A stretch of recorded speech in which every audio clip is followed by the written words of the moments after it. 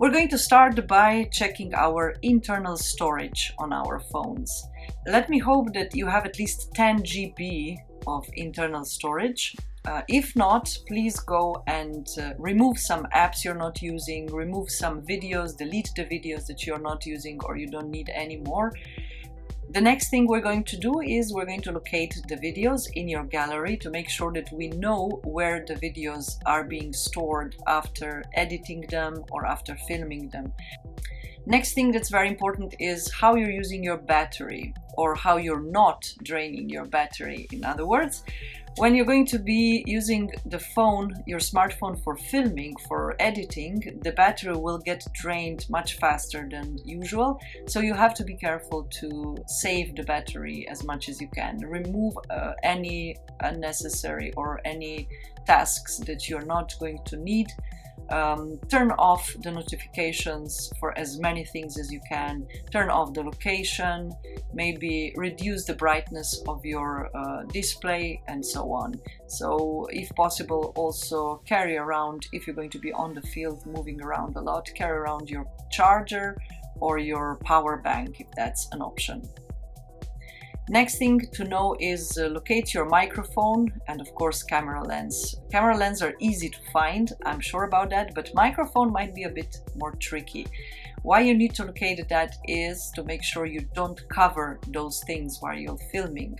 It's equally important to not cover the microphone as also not to cover the camera lens with your fingers. Let's check your phones. When is the last time you did this? When is the last time you cleaned your lens on your phone? Because, you know, the phones are carried around and we touch them a lot. We have dirty hands. We might be eating and then we might be scrolling on our phones with the hands that we're eating with. So all these things might cause issues later on if you want to film something in a very good quality. Now let's talk about shooting orientation. How are you going to hold your phone? If you're going to film a video that's going to be used for, let's say, YouTube or big screens, so it matters that you have a landscape, that you have a wide screen mode, then you're going to hold it like we see it on the first picture. If you're going to use it in a horizontal mode, then just pay attention to the empty space on the left. You have a lot of it here. And then on the right and left, you have an empty space that you need to fill in when you're using this mode, because the screen will be a bit different than in the landscape where it's the opposite. If you're going to use the vertical video, this is usually used for social media, for let's say stories on Facebook, on Instagram, TikTok, then you have a different story. But always pay attention when you're holding the phone.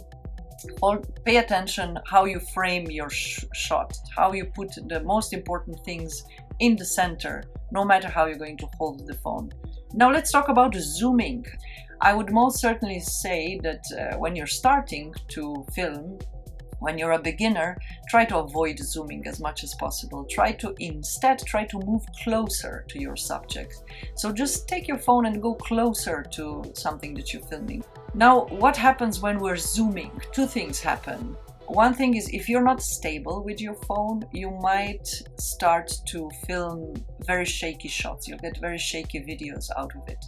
Because closer you get, so more you zoom, less stable it is and more shaky the video will become. Now, and another thing is that you have to think about the sound. If you're zooming someone in, let's say, an event, and you're filming someone who's sitting in front of you, a few meters away from you, in a very noisy room, yes, you might get a better picture of the person, but you will not capture the sound.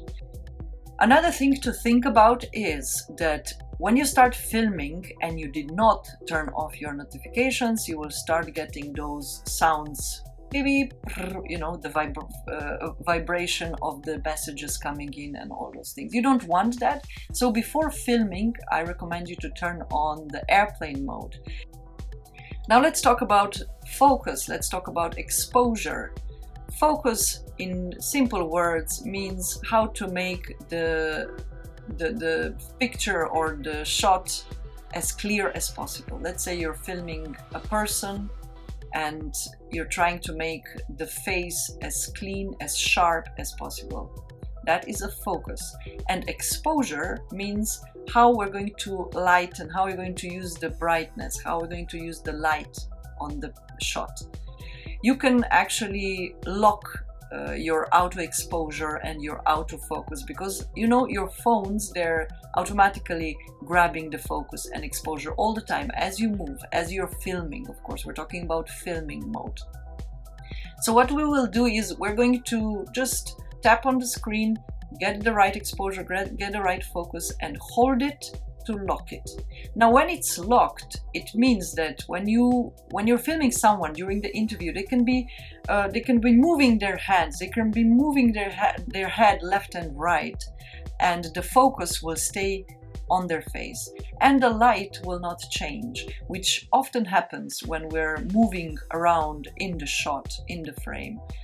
The light adjusts to the movements. In this case, these two things will be locked, and this is a very useful thing to use when you're filming with your camera.